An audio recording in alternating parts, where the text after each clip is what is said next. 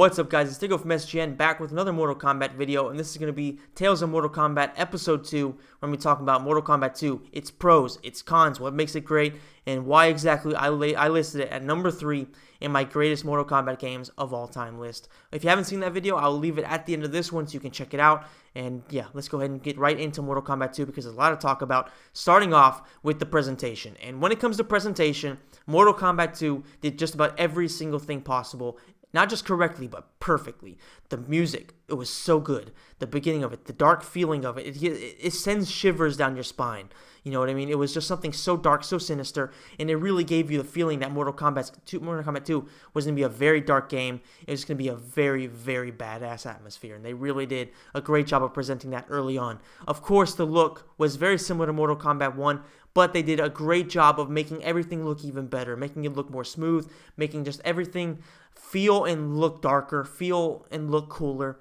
Everything about it was just better, and it was very, very badass, especially that first time you pop it in. I still remember the first time I saw it, and it really is something truly phenomenal for a Mortal Kombat fan to think about Mortal Kombat 2, because it really is probably, without a doubt, actually, one of, if not the very best Mortal Kombat games of all time. I think it's number 3, but there's a lot of people that have it as number 1. So when you think about Mortal Kombat 2, for just about every major Mortal Kombat fan, it has a very, very big spot in their heart. So the presentation to it, all that stuff was truly phenomenal. They did a great job of just transmitting the feel that they wanted to give MK2.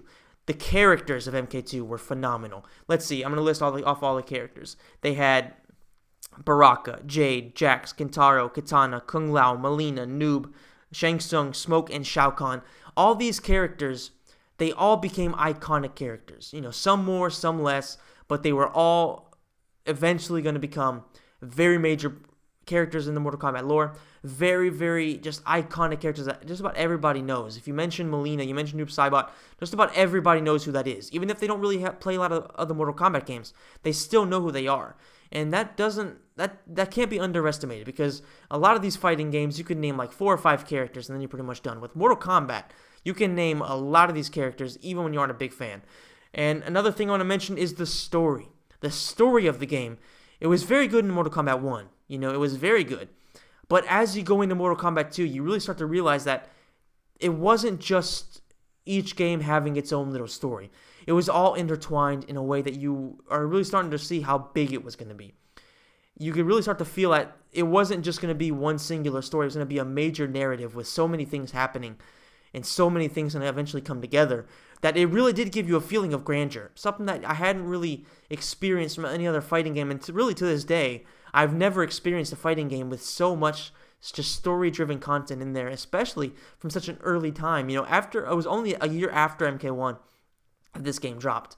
And for them to do so many improvements, not just from a gameplay point of view, not just from an aesthetic point of view, but also from the story, introduce so many things. It was just truly impressive, and it really does show how impressive John Tobias was as John Tobias was as a writer, as a developer. He was truly phenomenal, and you can really see the difference between when he was in charge of the story developments and to where they are now. I mean, it's still good right now, but back then, things were just phenomenal. They were so quick to add things. Everything just felt perfectly intertwined, and I really do miss those days. Another next thing I want to mention is I'm going to give you a bit of a rundown in case you aren't very familiar with the story. Basically, after MK1, where Shang Tsung was defeated and Outworld failed to merge Earthrealm to Shao Kahn's empire, basically, Shang Tsung had to organize. He was given 1 second chance by Shao Kahn. He had to organize a tournament in Outworld, which was hosted by the big bad Shao Kahn. And basically, I'm not gonna say last ditch effort, because obviously there's been 8 other Mortal Kombat games afterwards, but it was still one of the last efforts that they would possibly be able to have to merge Earthrealm into Outworld. And of course, it failed. Liu Kang stopping them and defeating Shao Kahn. The story was very good. Like I said, it was very dark. They gave a really good atmosphere to it. And overall, you could definitely tell they were developing into something that was going to be very, very big, something very, very cool. And overall, the story was very, very satisfying. And the gameplay was just truly an extra step forward compared to MK1. MK1, like I mentioned in my last video, which, of course, I'm going to leave it in the link. I'm going to leave it at the end of this one. That way, if you haven't seen it, you can check it out. But MK1's gameplay was pretty much the only gripe I kind of have with the game, because if you play it in 2018, it doesn't feel good at all. It feels very slow, it feels very clunky, and for somebody who hadn't played the game back in the day, so somebody who doesn't really have that nostalgia factor, they probably aren't going to enjoy it anywhere near as much as somebody like me or somebody who, was playing it at when the game had just come out. If you're playing it in 2018, you're probably going to have, this game was kind of garbage. But MK2, in my opinion, it doesn't have any of that. Because, yes, it was very similar to Mortal Kombat 1 in the sense that there was no combo system. There was no, it was still kind of a rudimentary game in the sense that there was, like I said, there was no combo system. But there was still so much to it. It felt like it was a lot deeper than Mortal Kombat 1's gameplay. It felt a lot smoother. It felt a lot faster. So overall, it was a very major improvement, and it was a very fun game to play. So in my opinion, even for somebody in 2018 who has never played it before, if they go to play Mortal Kombat 2, they're not going to be disappointed the least bit. They're going to understand how good the game was. They're going to have a lot of fun playing it. It was a very difficult game because that's just what it was. Arcades were all about making you spend a lot of coinage. That's what it was. So you can't really complain about how hard the game was, but the gameplay in general, especially if you're playing with a buddy, it was just so fun, so satisfying, and they really did a phenomenal job of making the gameplay from MK1 feel way better, feel tremendous, and it was a very big feat for them to be able to achieve that in such short time. Moving on to the finishers. Everybody knows Mortal Kombat 1 it became famous because of the fatalities, and Mortal Kombat 2 took it to a whole new level. They now added multiple fatalities per character, and most of them, of course, there were some duds, of course, like every other Mortal Kombat game, but for the most part, they were really badass, really cool to see. And they even felt a bit longer, like they were a bit more well-developed and everything. It's probably because they had a bit more of a budget, and just overall, it was a very, very satisfying experience having more than one fatality. Because, as always, and of course, the shock factor made the fatalities seem a bit less boring after a while for Mortal Kombat 1, whereas now, if there was only one fatality in, say, MKX per character, people would be very sick of it very fast, and they'd be complaining a lot, whereas back then it wasn't such a big deal. In Mortal Kombat 2, to have variety for each character in terms of the finishing moves you could do, it really was impressive, and it really was much needed variety in a game that moving forward was going to be very, very important. It was give you different ways to kill people off, whether it be AI or actual people you're fighting against. So it gave you different things to discover because much like Mortal Kombat 1, the fatalities weren't written on the screen or anything like that. You had to actually go and figure them out as you played, understanding maybe watching other people, watching the developers maybe talk about it and stuff like that. You had to figure it out on your own. It was really about trial and error. So that was very, very cool. And like I said, the finishers with multiple fatalities per character, really badass. Then they also introduced babalities, which in such a dark game, it really did introduce a different tone. It gave the game a bit of a light touch to it that was very needed in a game so dark, because realistically, humor is a very big part of Mortal Kombat, and the fact that babalities were in there, it really did show that, yes, the game's dark, but it does have a light side to it. It does have a comedic side to it, and it was very much appreciated. Much in the same vein of that was friendships, which was also introduced in Mortal Kombat 2. So basically, both babalities and friendships gave you a different way to finish off your opponent, and in a lot of ways, babalities were very much more humiliating and much more embarrassing than fatalities. Fatalities were really cool, and it was just a great exclamation point on how to finish somebody. But if somebody was maybe annoying the shit out of you or pissing you off in some kind of way, and you hit him with a babality, it was humiliating. And that guy had to walk his ass off with everybody making fun of him, and it was just something extra cool that it was, that and friendships.